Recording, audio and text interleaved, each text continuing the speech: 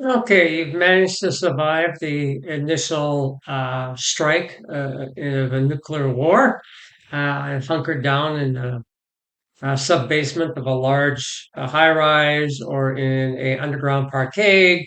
Time has gone by. The fallout is either dissipating or dissipated. It's been at least 3 days. That have gone by, and you need food and water. Now what? Or maybe it's been a couple of weeks because you've had plenty of food and water.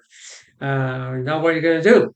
Well, you have to go out and scrounge. Well, and of course, obviously the supermarkets will be likely picked clean, unless, of course, there was a sudden strike, in which case enough people have been sadly died that they have been picked clean, but you have to probably dig them out of the rubble, whatnot.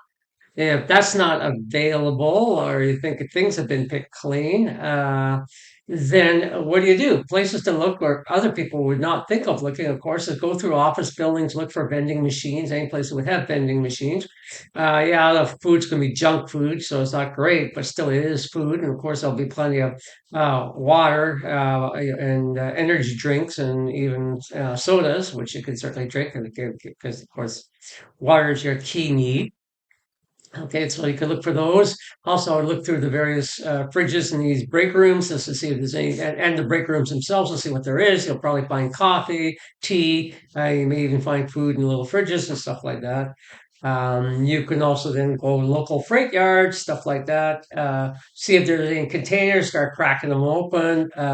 Using bolt cutters to cut open the locks, and look to see if you can find anything that's got anything useful, like non-perishable foods, blankets, warm clothing, because we have a major temperature drop.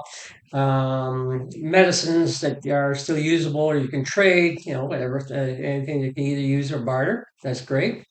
Um, a bonus if you happen to live near grain elevators, you can get that. Just you have to sort of manually grind them. I don't know if you have a grain grinder, great. If not, then you have to use a few rocks for that.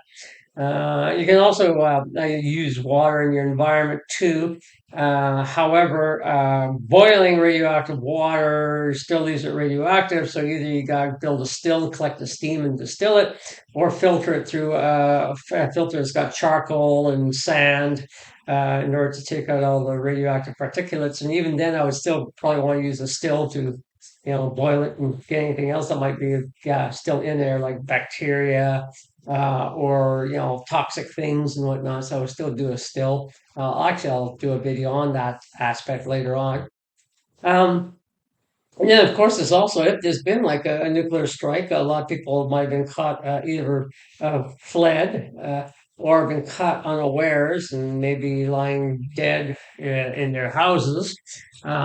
So you I can only use your nose to guide you on that one. It's like I smell like there's something decomposing. You figure that does, people inside are dead. But you can just observe, see if there's no life, and see if the house has been abandoned, and see if there's anything still edible or useful, especially if these people ended up getting killed along the way. So there's another way to scrounge stuff. And of course, worst case scenario, well, I would wait for a while because they're probably full of it. But yeah, you don't want to really start eating bugs quite yet, especially in the area if it has been still very radioactive, because they'll be radioactive and you end up dying from that. So basically, you have to learn to scrounge, try to scrounge off the beaten path, like I said, office buildings for their vending machines. I even hit pet stores, although I wouldn't eat dog food, too much selenium, but cat food I think is edible. So, I mean, if you're hungry, you're hungry. And of course, try and find fluids and waters, and like I said, vending machines at gas stations and whatnot, office buildings. So there's basically how you can start scrounging and start feeding yourself after the shit has hit the fan.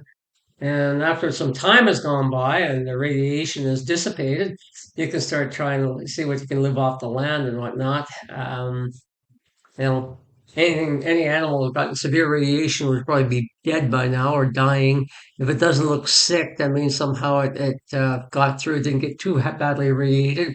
Especially burrowing animals would be good in that respect because it sheltered itself. So there you have it. So please like, comment, and subscribe.